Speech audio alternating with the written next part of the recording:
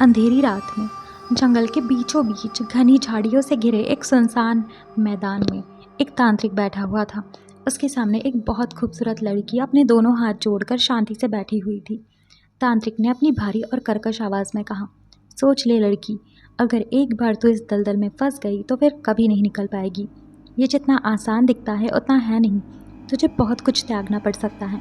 लड़की ने अपनी शांत और मीठी आवाज़ में उत्तर दिया, मुझे सब मंजूर है, मैं हर चीज़ के लिए तैयार हूँ, बस आप मुझे साधना बता दीजिए।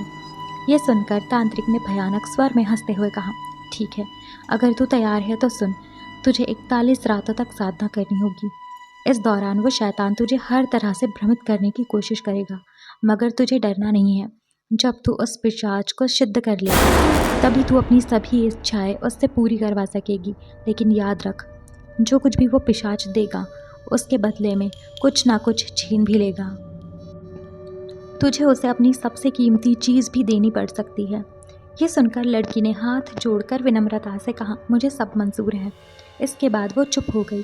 तांत्रिक ने उसे साधना बतानी शुरू कर दी। कुछ देर बाद वो लड़की पिया वहाँ से चली गई। उसके बाद वो साधना शुरू कर देती है। हर रात वो जंगल में आती और शमशान के बाहर बैठकर साधना करती।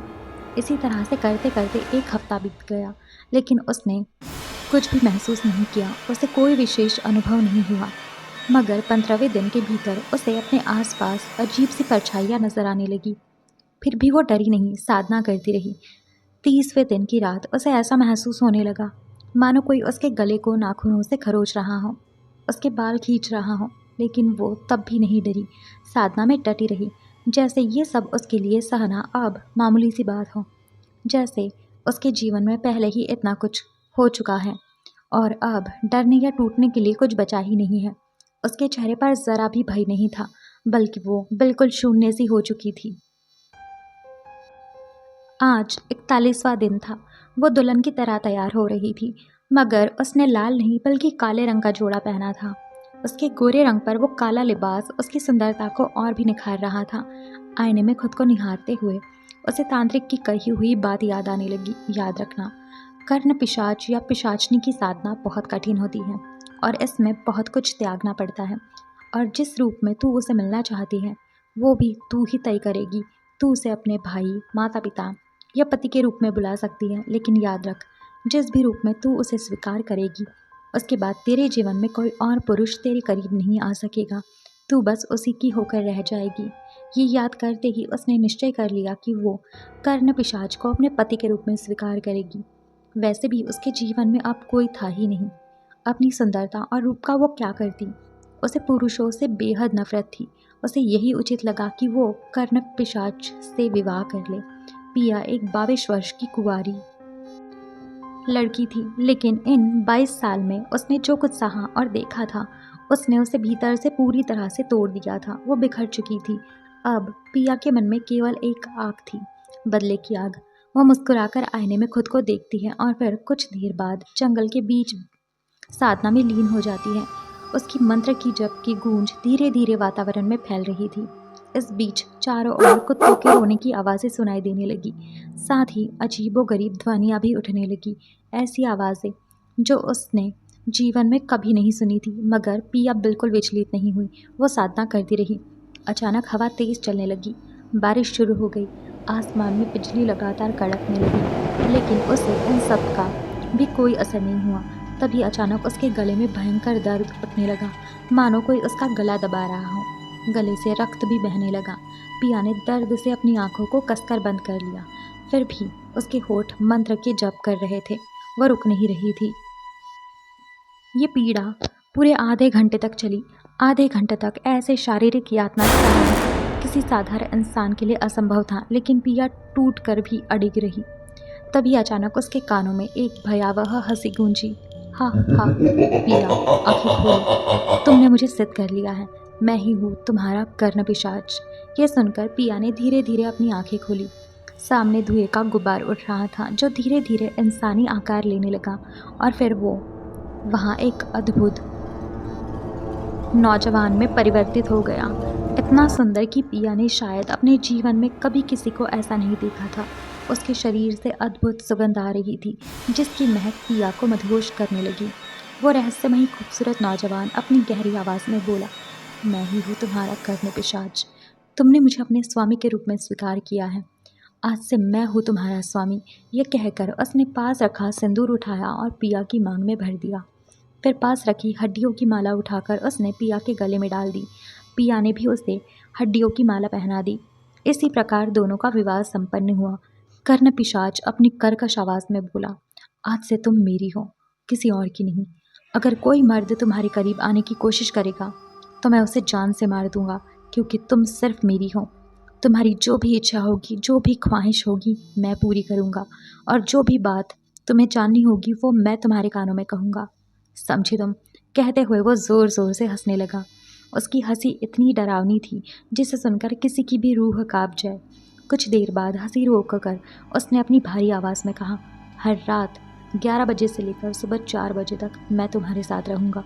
उसी समय मैं तुम्हारे पास आऊँगा और तुम्हें नज़र भी आऊँगा। बाकी वक्त मैं तुम्हारे साथ रहूँगा, लेकिन अदृश्य। I hope you understand. ये सुनकर पिया ने अपना सर हिलाया और कहा, हाँ मुझे सब मंजूर है, लेकिन मैं चाहती हूँ कि अभी इसी वक्त तुम मेरा एक काम करो।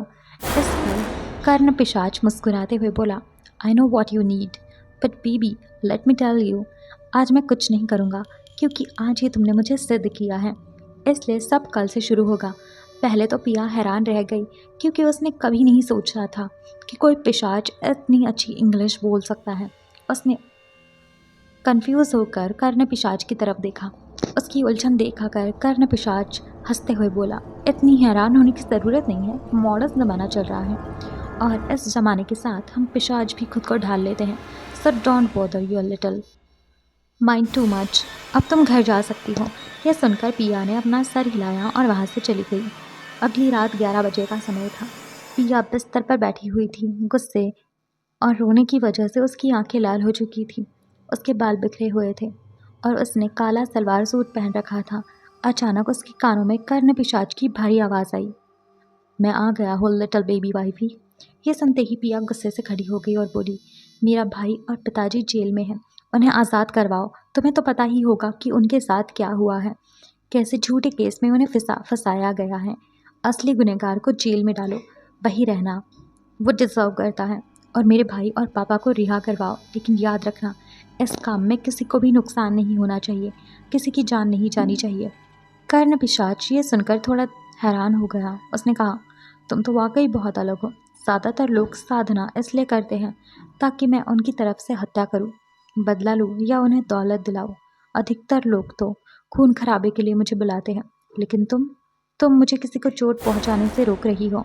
ये सुनकर प्रिया ने दृढ़ दृढ़ स्वर में कहा, मुझे बाकी किसी से मतलब नहीं है। मैंने जो कहा है वही करना होगा, और इस काम में किसी को हल्की सी चोट भी नहीं आनी चाहिए। कर्ण पिशाच मुस्कुराया और बोला, ठीक है, जैसा तुम चाहो, ये काम हो जाएगा। बस तुम तैयार रहना, क्योंकि आज हमारी सुहागरात है। इतना कहकर वो पिशाच वहाँ से गायब हो गया। दूसरी तरफ जेल के अंदर लगभग 25-26 साल का एक युवक बुरी तरह पीटा जा रहा था। एक पुलिसकर्मी गालियाँ देते हुए बोला, लड़की के साथ ज़बरदस्ती करेगा तू? तेरे साथ इससे भी बुरा होना चाहिए। तुम दोनों बाप बेटे कितने गिरे हुए निकले। ये सुनकर वो युवक दर्द से कराहते हुए बोला, मैंने किसी के साथ कुछ नहीं किया, मैं निर्दोष हूँ। उसने इतना कहा ही था कि तभी एक पुलिसकर्मी घबराते हुए अंदर आया और बोला, पाटिल साहब, गलती हो गई, हमने गलत आदमी को पकड़ लिया है, अब हमारे पास सबूत आ गया है। पाटिल चौंक कर बोले, क्या मतलब? पुलिसकर्मी बोला, पहले चलिए आपको सब दिखाता हूँ। सब लोग एक कमरे में जाकर सीसीटीवी फुटेज के सामने खड़े हो गए। उस फुटेज में साफ साफ दिख रहा था एक 30-31 साल का आदमी और उसके कुछ हम उम्र दोस्त और एक 50-60 साल का बुजुर्ग सब मिलकर एक लड़की के साथ ज़बरदस्ती कर रहे थे। लड़की ज़ोर ज़ोर से रो रही थी, मदद के लिए चिल्ला रही थी। उसी समय अचानक से पूरे शहर में सबके घर की टीवी अपने आप ऑन हो गई और न्यूज़ चैनल चलने लगी। न्यूज़ रिपोर्टर कह रही थी, 3 महीने पहले जो दुष्कर्म हुआ था और जिसके लिए रवि शर्मा और अर्जुन शर्मा को गिरफ्तार किया गया था, असल में वो दोनों निर्दोष हैं। असली गुनहगार तो मशहूर बिजनेसमैन अखिलेश कपूर और उनका बेटा और उसके कुछ दोस्त। रवि शर्मा तो उनके ऑफिस में बस एक मामूली कर्मचारी है जिसे बेवजह फंसाया गया है। दूसरी तरफ पिया अपने फ़ोन पर ये सब न्यूज़ देख रही थी। वो हैरान थी, उसका फ़ोन अपने आप कैसे ऑन हो गया और उस पर ये खबर कैसे चलने लगी। न्यूज़ में बताया जा रहा था कि उसके पिता और भाई निर्दोष हैं। उसे याद आई 3 महीने पहले की वो खौफनाक काली रात, जब वो अफवाह फैली थी उसके पापा और भाई ने मिलकर 18 साल की एक लड़की का या उसके साथ दुष्कर्म किया है। उस समय उसकी माँ और छोटी बहन इस कलंक को सहन नहीं कर पाई और इमारत की ऊंची मंजिल से कूदकर उन दोनों ने अपनी जान दे दी। पिया जानती थी ये सब झूठ है और आज सच सामने भी आ गया था। लेकिन उसके अंदर बदले की आग जल रही थी जो वो ले चुकी थी। अब कानून अपना काम करेगा। ये रास्ता आसान नहीं था। इसके लिए पिया को बहुत बड़ी कुर्बानी देनी पड़ी थी, अपनी खुद की जिंदगी की। लेकिन अब उसके पास खोने को कुछ नहीं बचा था। कम से कम वो अब इज्जत से साथ जी तो पाएगी। वो यही सब सोच रही थी कि अचानक उसे कुछ याद आया। वो जल्दी से वॉशरूम गई, नहा धोकर बाहर आई और गुलाब की खुशबू वाला परफ्यूम लगाकर तैयार हो गई। उसने लाल रंग की एक खूबसूरत छोटी सी ड्रेस पहनी जिसमें वो बेहद आकर्षक लग रही थी। फिर उसने कमरे में कैंडल्स जलाई और बिस्तर पर आकर बैठ गई। तभी कुछ देर के बाद अचानक से उसके कानों में एक हंसी की आवाज़ गूंजी, माय लिटिल वाइफी। पिया ने सामने देखा। वहां कर्ण पिशाच मौजूद था, पहले से कहीं ज्यादा आकर्षक दिख रहा था। वो मुस्कुराई और धीरे धीरे उसके पास जाकर अपना हाथ उसने कर्ण पिशाच के सीने पर रख दिया। कर्ण पिशाच ने भी उसे कमर से थाम लिया और अपनी बाहों में उठाकर मुस्कुराते हुए कहा, let's enjoy our wedding night. इतना कहकर कर्ण पिशाच पिया को लेकर बिस्तर की तरफ चला गया। कुछ ही देर में दोनों एक दूसरे की बाहों में खो गए। सो आज का चैप्टर ख़त्म होता है यहीं पर। Wait for next chapter.